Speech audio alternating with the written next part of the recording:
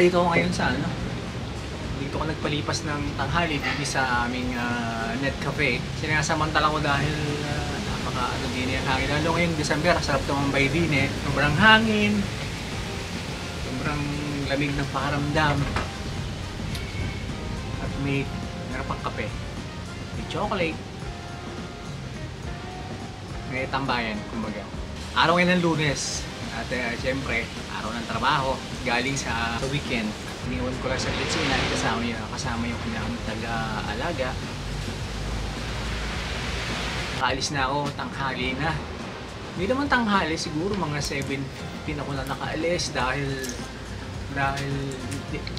tinapos ko muna makainom ng gamot si inay, makakain ng almusal. Kailangan mo lang nakasettle muna sila. Kasi inay naman pag gumalis, basta magpaalam ka lang.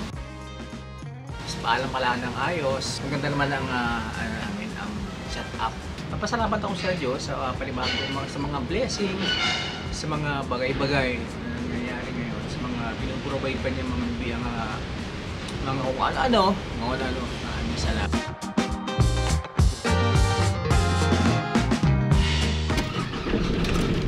Charge ng baterya.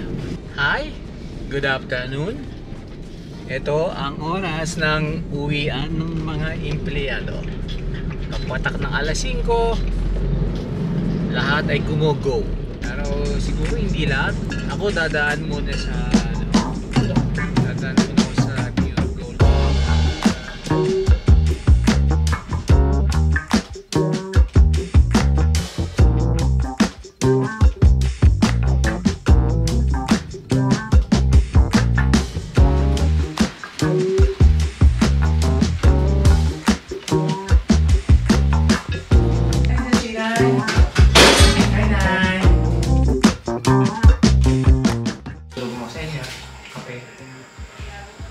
Kumusta naman kayo, Nay? Ito ba, sunod po sa inyo? Kumusta naman kayo? Okay na ba kayo? Nakakain kayo?